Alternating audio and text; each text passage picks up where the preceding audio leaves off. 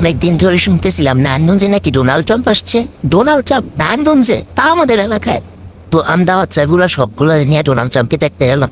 তো রিক্সাওয়ালা মামাকে বললাম, মামা ডোনাল্ড ট্রাম্পের সাথে দেখা করতে যাবো, ডোনাল্ড ট্রাম্প কোথায় আসছে, আমাদের নিয়ে যান। মামা আমাদেরকে নিয়ে গেল রাবেয়া এগ্রো ফার্মের। আই ওয়াজ লাইক, হ্যাঁ ফার্ম, গরুর ফার্ম মানে কি?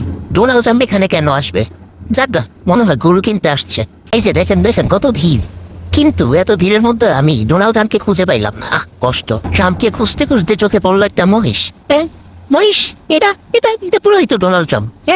এটাকে তাহলে সবাই ডোনাল্ড ট্রাম্প বলতেছে? আমি তো পুরাই অবাক ভাই, পুরাই অবাক। আমি তো এতদিন জানতাম ডোনাল্ড ট্রাম্পকে ছাগলের 4 নম্বর বাচ্চার মতো দেখা যায়, এখন দেখি মহিষের সাথেও মিলে গেল। বাহ, ইনি হচ্ছেন ফার্মের মালিক জিয়া ভাই। ওনার ছোট ভাই নাকি শখ করে মহিষটার নাম দিয়েছিল Donald Trump. Donald Trump cute না হলেও এই মহিষটা অনেক কিউট। আমি আবার মহিষটাকে সামনে থেকে একটু আদর করে দিয়ে আসলাম। পুকি একটা মহিষ, সরি পুকি ডোনাল্ড ট্রাম্প।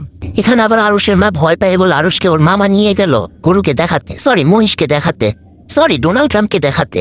দেখেন তো কে না বললো ওকে ট্রাম্পের মতো দেখতে লাগে? পুরাই ট্রাম্প ভাই, পুরাই ট্রাম্প।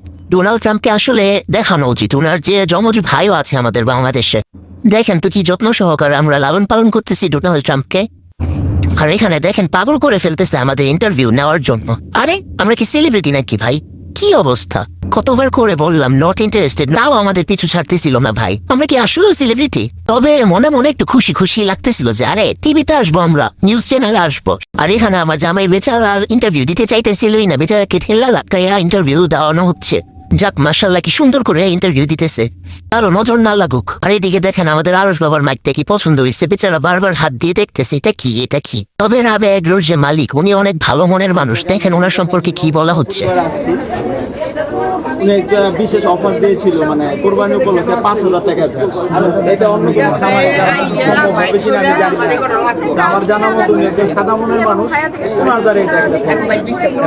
শুনছেন তো, কেউ যদি কুরবানিদের জন্য গরু কিনতে আসতে চান তাহলে রাবেয়া এগ্রোতে চলে আসেন। এরপরে আমরা পুরো ফার্মটা ঘুরে দেখতে লাগলাম। দেখেন কত বড় ফার্ম।